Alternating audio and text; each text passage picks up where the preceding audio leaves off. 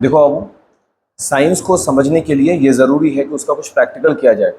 अब हम उतना हाई क्लास सेटअप तैयार नहीं करना चाहते, क्योंकि साइंस की एक खूबसूरती ये भी है कि कम से कम इन्वेस्टमेंट में बेहतर से बेहतर उसका आउटकम निकाला जाए। तो अभी आप मेरे पीछे साइड स्क्रीन पर देख रहे हैं कि आज हम आपको ये लेक्चर पढ़ाया था, इस टॉपिक को पढ़ाया था, जहाँ पर हम लोग स्थिर घर्षण को, सीमांत घर्षण जिसको लिमिटिंग फ्रिक्शन भी बोला जाता है, और गतिज के बारे में बात किया था। इस बात को समझने के लिए कि दो इंक्लाइंड जो सरफेस आप देख रहे हो, समतल हैं दोनों, एक दूसरे से थीटा कोण पर हैं, और उसके फ्रिक्शन को समझने के लिए कि आखिर ये टॉपिक हम लोगों के सामने है ही क्यों, इसको समझने के लिए हम एक सेटअप तैयार किया। सेटअप कुछ ऐसा है कि हम लोग सीमांत घर्षण को समझेंगे एकदम आसान शब्द में, क्योंकि अगर आप टॉपिक पढ़े हैं तो आप जानते हैं सीमांत घर्षण टॉपिक क्या होता है। इसके लिए हम दो ऑब्जेक्ट लिया है, दो वस्तु लिया है। ये वस्तु बिल्कुल वही काम करेंगे जो यहां पर आप 60 kg वस्तु को देख पा रहे हो।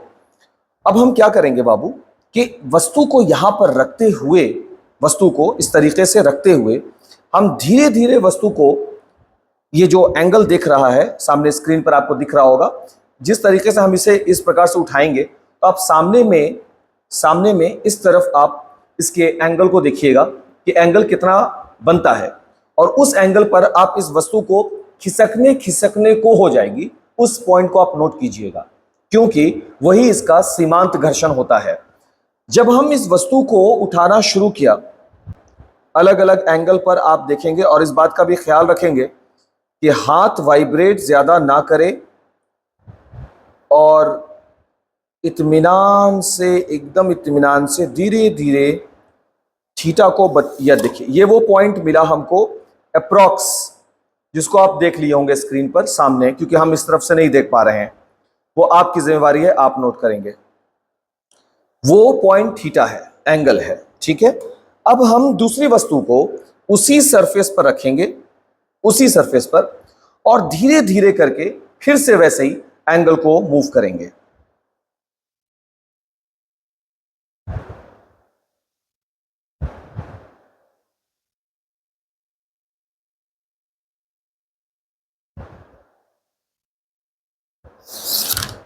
देखिए, अप्रॉक्स लगभग वही आना चाहिए, तो ये यहां पर आया है। एंगल को प्लीज नोट कर लीजिएगा, ठीक है।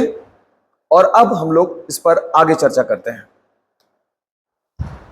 तो सीखने के लिए हम लोगों को क्या मिला, वो पॉइंट होना चाहिए। सीखने के लिए ये मिला बाबू कि जब हम एक खास एंगल पर पहुंचते हैं, देखिए ध्यान रखिएगा माते, जब हम एक खास एंगल की बात करते हैं, जो कि हम आपको बोला था कि बाबू से नोट कीजिएगा, वो 30-35 के आसपास था एंगल।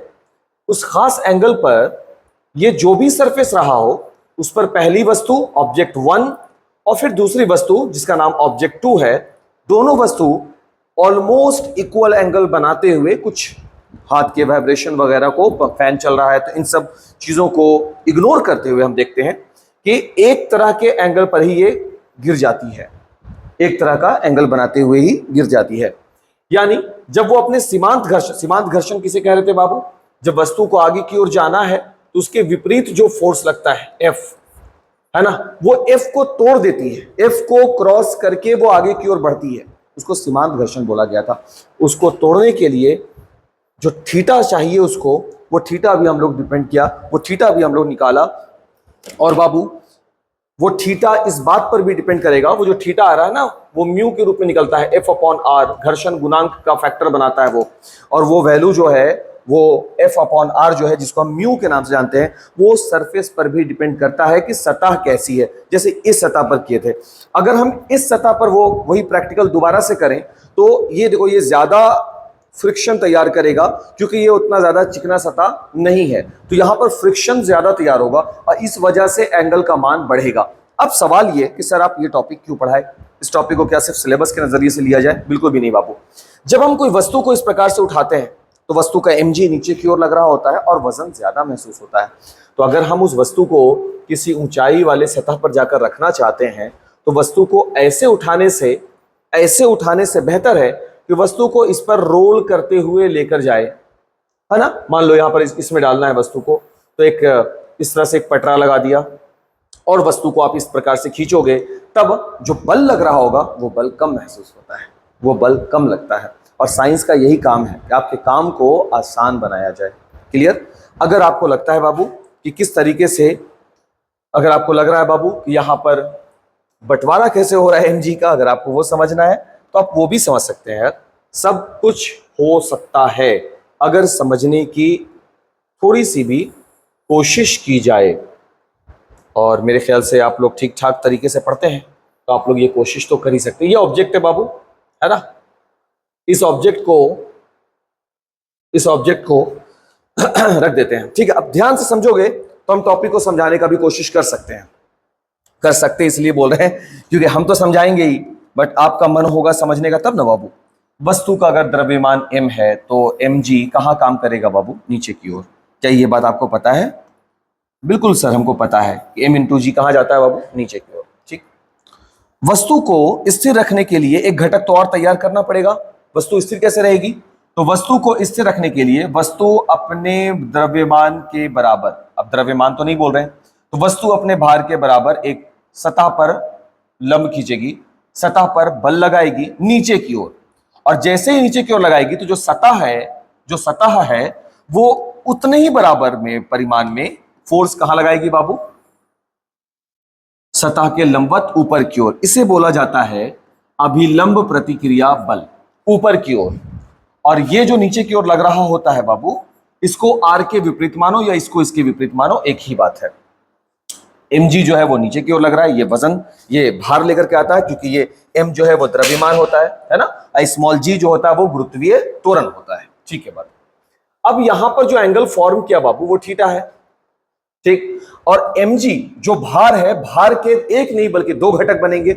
एक घटक, एक कंपोनेंट जो इस वस्तु को, ऑब्जेक्ट को इस सरफेस पर, ध्यान देना बाबू, ये सरफेस जो इस तरफ लगेगा फ्रिक्शन, ये फ्रिक्शन तब तैयार होगा जब आप वस्तु को आगे की ओर खींचने की कोशिश करोगे। लेकिन वस्तु अचानक से नहीं खींचाने वाला, ये सतह जो है ये AC है, और आप वस्तु को आगे की ओर खींचना चाह रहे हो, नहीं खिंचाएगा, क्योंकि F विपरीत लग रहा है, स्थिर घर्षण जो वस्तु को हिलने नहीं देगा। फिर आप और खींचोगे तो F का मान और इंक्रीज करेगा, और खींचोगे इंक्रीज करेगा, बट इस खींचने के क्रम में एक पॉइंट ऐसा आएगा जहां पर F का मान हार जाएगा और वस्तु आगे की ओर चली जाएगी। उस पॉइंट पर जो F का मान होगा, जहां पर F का मान हार जाता है, वस्तु आगे की ओर गति कर जाती है, उसे कहा जाता है सीमांत घर्षण। ठीक है? तो वस्तु जब आगे की ओर जाएगी बाबू, तो आप देखो ध्यान से, अपने mg के फैक्टर, mg के वजह से वस्तु आगे की ओर जा सकती है या पीछे की, यानी वस्तु अपनी स्थिति को बनाकर रखेगी। यहां पर क्यों बनाकर रखी?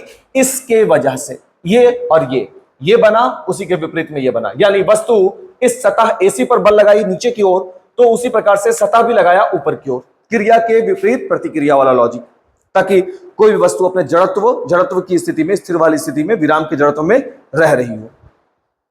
तो ये जो mg है, इसका थीटा की ओर जो घटक बनेगा बाबू, वो है mg cos थीटा। घटक निकालने का कॉन्सेप्ट क्या है उसके बारे में हम आपको पहले भी लेक्चर में बता चुका है, प्लेलिस्ट में जाइएगा, वेक्टर वाले कॉन्सेप्ट में आपको अच्छे से समझा दिया गया है। mg के विपरीत वाले में जब तुम जाओगे तो ये वो कारक होगा जिसका नाम है mg sin थीटा। यही वो कारक है जो वस्तु को नीचे की ओर घसीटेगा। लेकिन वस्तु इस mg sin थीटा से थोड़ी ना नीचे की ओर जाने वाली है।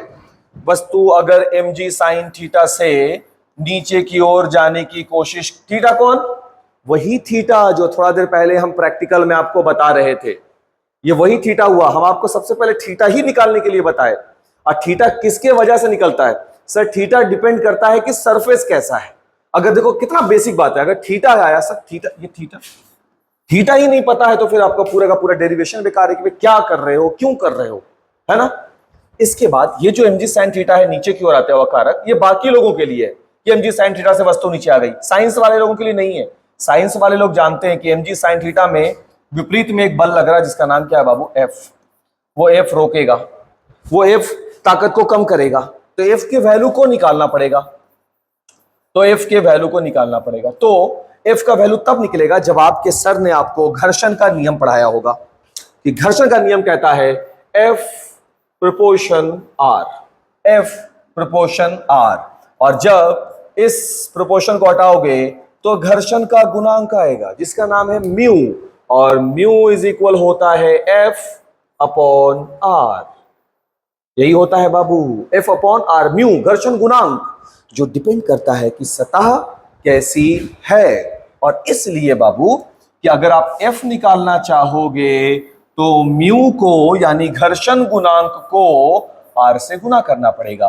तो mg sin थीटा जो वस्तु को नीचे की ओर ला रही थी उसको रोकने वाला कारक है म्यू आर, और आर का परिमाण तो वही होगा, परिमाण मींस वैल्यू, आर का वैल्यू वही होगा जो नीचे वैल्यू होगा, क्योंकि दोनों बराबर लेकिन विपरीत है। विपरीत मींस विपरीत दिशा में है, बट विपरीत दिशा का परिमाण क्या होगा, परिमाण मींस वैल्यू, वैल्यू चेंज नहीं होते। वैल्यू कौन हो गया, mg cos थीटा। तो ये हो गया सर mg sin थीटा जो नीचे की ओर ला रहा है minus mu mg cos theta जिसका नाम है सीमांत घर्षण को घटा दीजिए तो mg को सर कॉमन ले लीजिए, रिजल्ट आ जाएगा sin theta minus mu cos theta. इसी से वस्तु क्या आएगी, नीचे आएगी। अगर आपको चाहिए कि किस त्वरण से वस्तु नीचे आएगी तो नीचे आने वाला बल हो गया F, फोर्स बराबर मास गुने एक्सेलरेशन। रैखिक गति के लिए त्वरण A होता है और गुरुत्वीय गति के लिए त्वरण G होता है। तो M से M चले गए और A बराबर मिल गया small g sine theta minus mu cos theta. यही तो है मेरा रिजल्ट। ये क्या निकला, ये त्वरण निकला, किस त्वरण से वस्तु नीचे आ रही है। लेकिन हमको त्वरण के बारे में बात नहीं करना था बाबू, हमको बात करना था किस तरीके से mg sin थीटा काम कर रहा है कि नहीं, ठीक। लेकिन बाबू ये तो बच्चा बच्चा जानता है कि वस्तु लुढ़क रही होगी तो नीचे ही तो आएगी, लेकिन मेरा तो काम है भारी चीज को ऊपर लेकर चढ़ना। तो क्या भारी चीज को हम कंधे पर उठा करके बाहुबली की तरह लेकर जाएं, बिल्कुल भी नहीं। हम भारी चीज को नीचे से ऊपर लेकर के जाएंगे, और नीचे से ऊपर लेकर के जाएंगे तो क्या तब भी हमको उसके वजन के बराबर उठाना पड़ेगा, बिल्कुल भी नहीं, बिल्कुल भी नहीं। इसीलिए कह रहे हैं तो ताज क्लासेस को ज्वाइन कीजिए, और कुछ चीज़ें सरप्राइज के तौर पे ही रख देनी चाहिए। तो इसका बाकी लेक्चर आपको क्लास में ही मिलेगा या वीडियो लेक्चर अवेलेबल होगा अगर आप क्लास ज्वाइन करते हैं तो। Thanks for watching.